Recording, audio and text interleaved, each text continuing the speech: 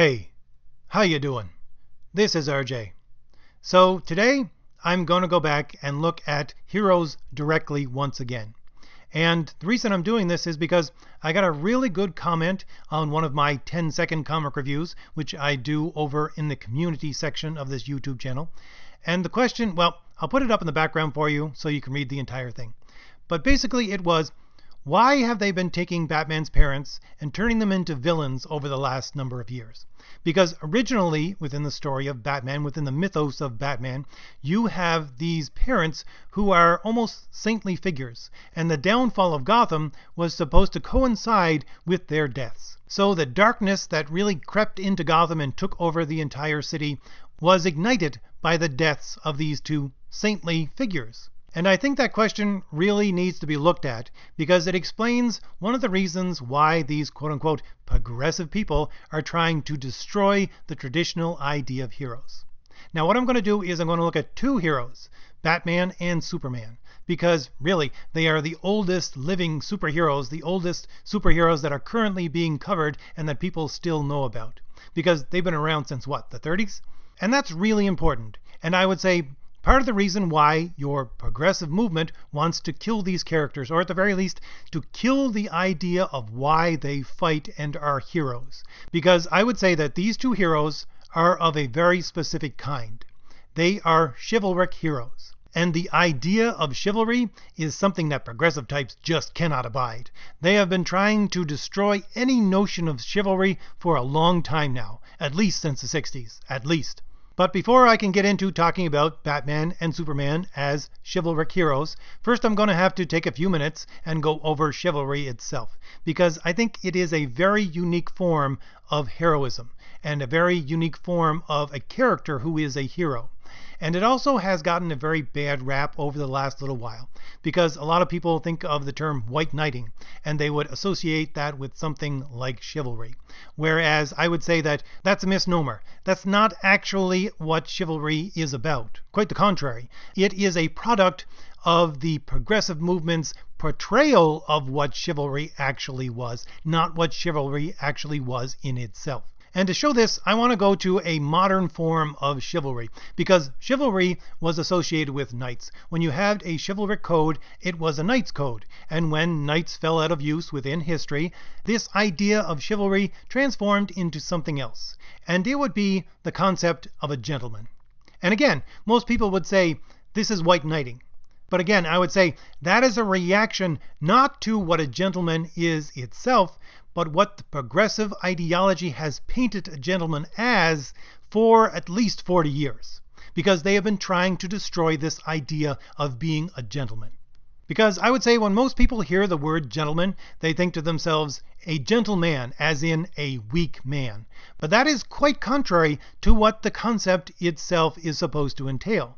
When you have a gentleman, they are supposed to be both of those things at the same time. That is to say, you have someone who, when it comes time to be gentle, they can be gentle, and when it comes time to be a man, they can be a man. And that would be the fundamental concept of what a gentleman is. And it harkens back to this heroic ideal, this chivalric ideal, because within the codes of chivalry, you will see knights, and their codes, which were meant to govern their actions, were to do so within two very specific venues. And those venues would be within the court and on the battlefield. So when this chivalric knight would be at court, they would be, for the most part, not entirely, but for the most part, supposed to be gentle. They were supposed to put away their warlike demeanor and be, for the most part, but not entirely, gentle. Whereas when these knights were on the battlefield, the opposite would be the case. They would have to, for the most part, put away their gentle nature and become warriors. Now I say for the most part because you had exceptions to these rules, whereas you were on the battlefield, say as a knight, and someone fell to your knees and asked for mercy. Well, you had to give them quarter. You had to accept the fact that you weren't going to kill this person. And this is something I would say that is distinct to these chivalric heroes. Now, to go back to the idea of hero itself, I'm always talking about the idea of heroes within Western civilization and how it's been around for the last at least 3,000 years, and how throughout the cultures that it went through, Greek, Roman, medieval, it doesn't matter. They're all based upon this idea that they are a paragon of virtue. These heroes are a paragon of virtue. And those virtues were of a very specific nature, of a very specific number, of a very specific order. And that didn't change from your ancient civilizations of Greece and Rome into the medieval period. But something else did change. Because let's go back again for a second and look at giving quarter on the battlefield. When you had these ancient warriors, let's say Agamemnon or Achilles, when you're on the battlefield and you're about to kill your enemy and they fall down and clasp your knees and say, "No, please don't kill me. You can ransom me for a hearty sum, or we have some family tie, therefore you really can't kill me." Now, while the family connection part of this actually brought something else into this situation, which would be oaths to the gods that their ancestors have sworn. For the most part, when this would happen on the battlefield for these ancient civilizations, it was pretty much up to this person, this warrior, to whether or not they were going to kill the person at their feet. They didn't need to give mercy at all. It was basically a personal decision whether or not they were going to accept your pleas for mercy or whether they were simply going to drive a spear through you. But within your chivalric code, there was no question. You had to give quarter. If someone asked for mercy, you had to give it to them. Because if you did not, you would be violating your honor. And this, I say, would be the nub of the difference between your ancient heroes and your chivalric heroes. It was this concept of honor, because certainly they had concepts of honor long ago, but it was very different because it was dependent upon a structure within society that I'm always talking about. Within your Christian culture, it is mainly, not entirely, but mainly a guilt culture, whereas within your other civilizations, they are shame cultures. Again, mainly, not wholly, but mainly they are shame cultures. And so within a shame culture, violating your honor, you had to think about, well, whether or not society was going to find out about this and whether or not you would have to keep your standing up within society by completing this action or not. Whereas within a guilt culture, it's between you and God. You always get caught. Therefore, if you violate it, you're caught. There is no exception. And I find it funny because I think the best way that I can describe this is to talk about what Plato talked about, and he was an ancient, but he was talking as someone who was offering a counterpoint to what actually was going on about him. He was talking about honor in a sense of a guilt culture kind of way, and trying to present it to the people around him and to say, hey, look, you should try this instead of what you normally do. Because the definition of honor that I usually use, the most succinct one, comes from Plato, and it states, "Honor consists in following the better, and in doing our utmost to effect the betterment of the worse when it admits of being bettered." So what he's saying is, follow the better, not the worse, and when it comes time that you can actually take something worse and make it better, do so.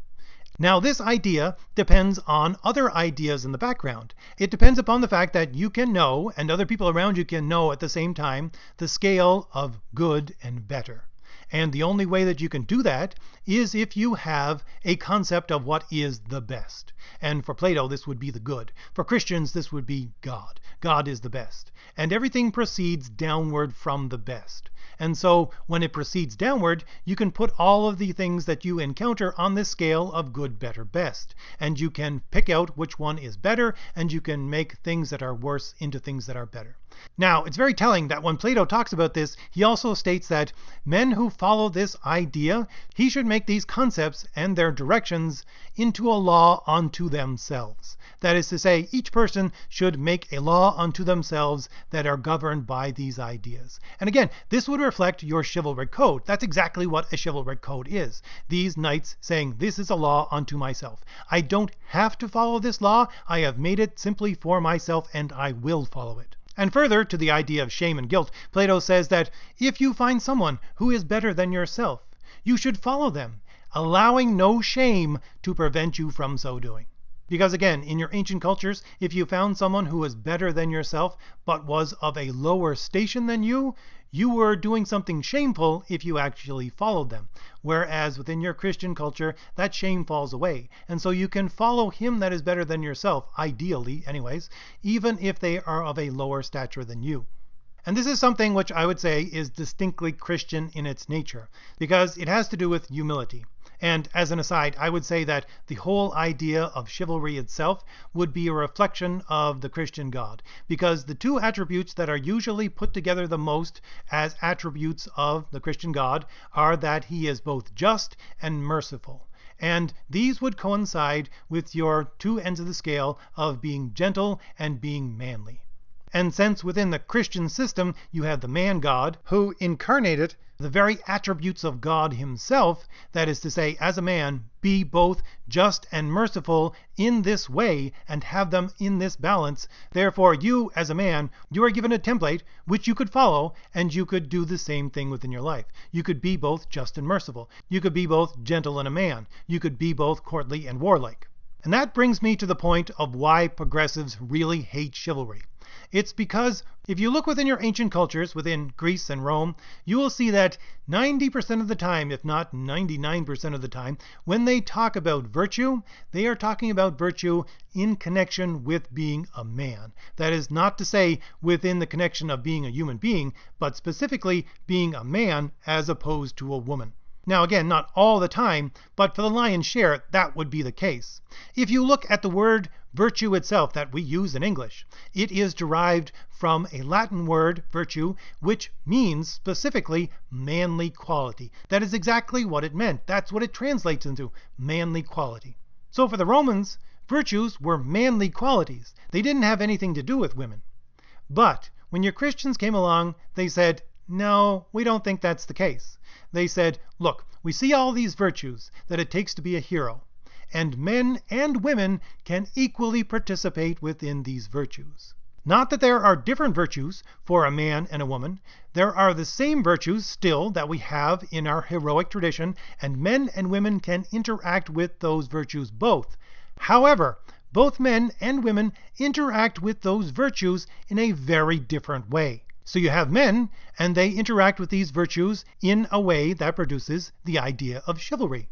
And you have women, and they interact with these ideas in a way that produces the idea of a lady. So here you have concepts which progressive people could not abide. They will just try to destroy these concepts at every turn. One of them would be that there is a binary. There are men and there are women, and there are only men and women, and that's it. And secondly, the whole idea of chivalry is based upon this concept that men and women can interact both equally with these virtues, but they interact with them in a very different way. That is to say that, ideally, men and women are equal, but different. And this comes to one of the central ideas of your progressive ideology, that equal means the same. But equal does not mean the same. Again, if you look at the word itself, it is derived from a Latin word, and that word means balanced. It doesn't mean the same, it means balanced. So if you have a scale and you put men on one side and women on the other, they would balance each other out. I always like to think of it in terms of a balanced equation. You know, you have the equal sign in the middle. You have one equation on one side and another equation on another side, and they are equal to each other. And a simple equation would be this: 4 plus 1 equals 2 plus 3. Now, 4 plus 1 and 2 plus 3 do equal each other, but they are different equations. Women are 4 plus 1. Men are 2 plus 3.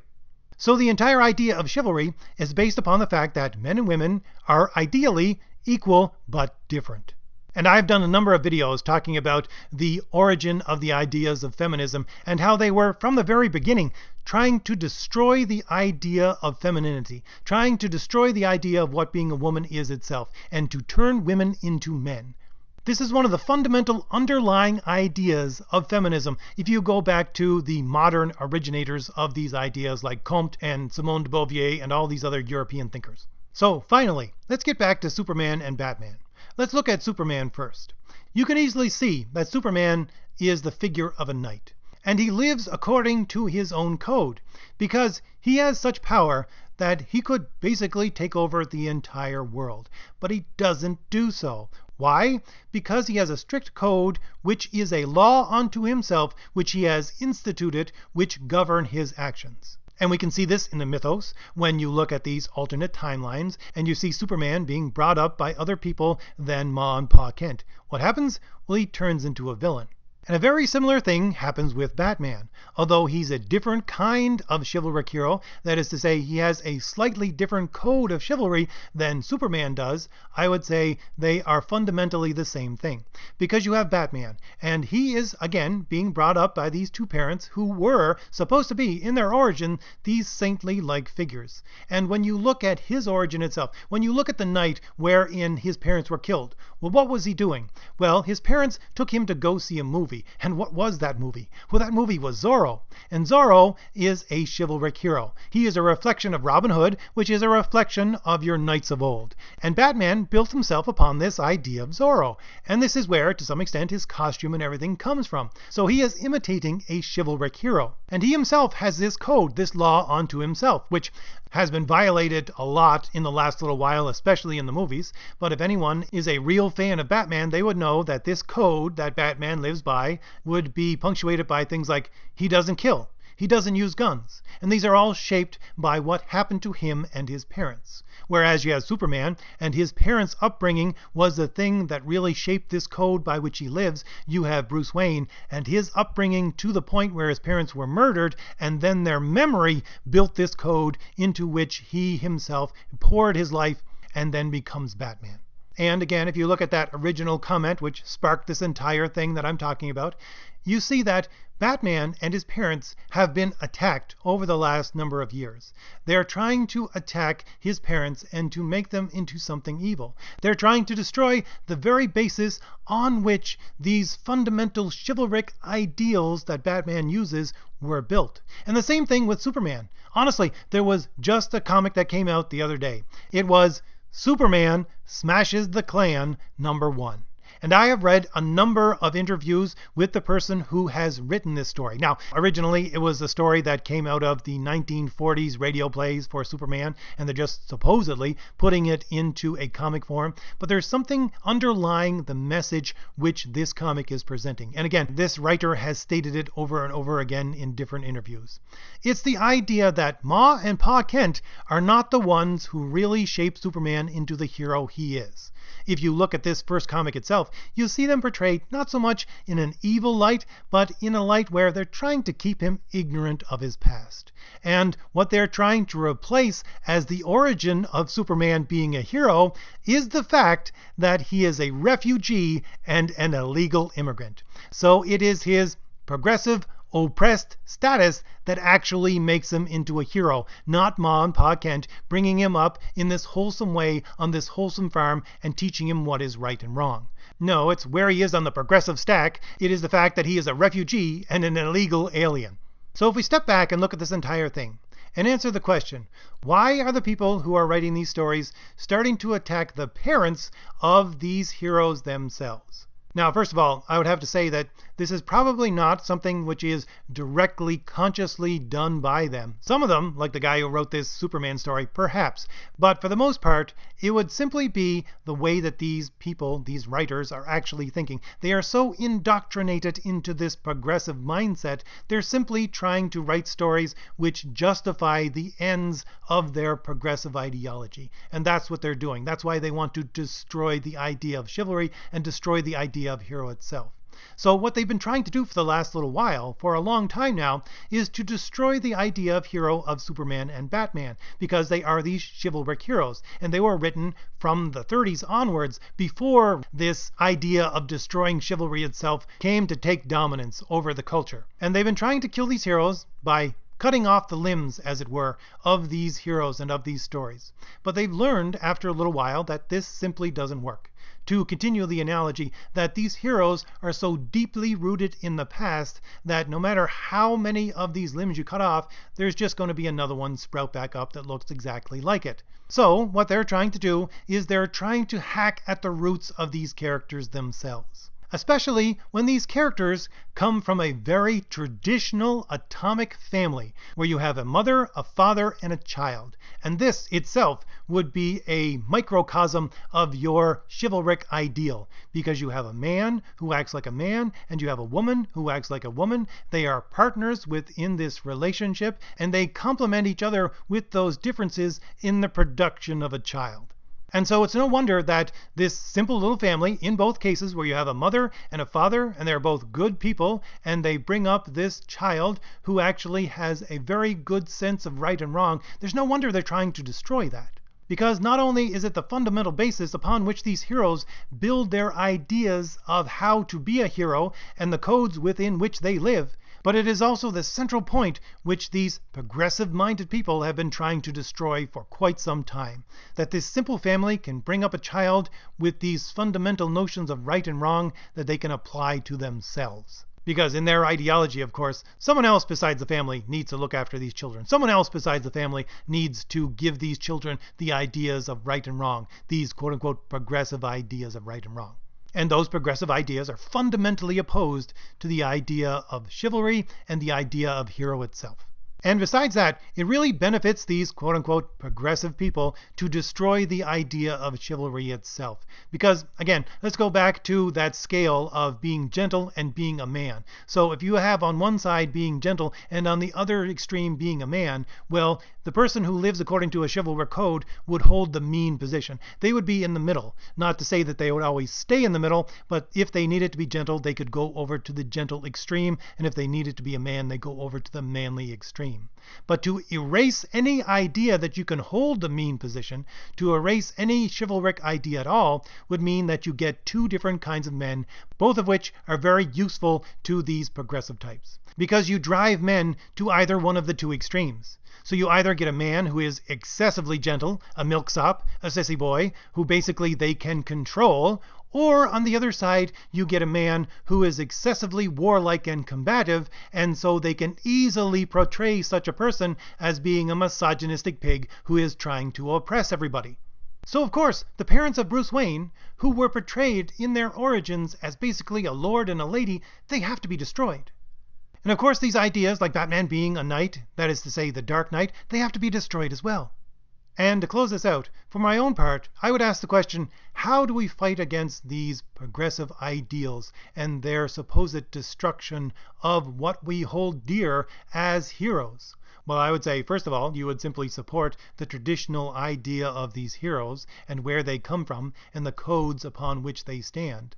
But more than that, I would say that a lot of us went to comics originally to find out what this idea of hero actually meant, or what it means to us, to find out the fundamental basis of what being a hero is, because each of us wishes to be a hero in his own way. And a very basic way, in order to be that hero which we all wish to be, would be to simply be a gentleman. That is to say, when it comes time to be gentle, and when it comes time to be a man, be a man. So, if I've given you anything new to think about, hit like, hit the shield in the lower right-hand corner of your screen to subscribe, and leave me a comment. Tell me what you think about all this. All right, I'll see you later. Bye.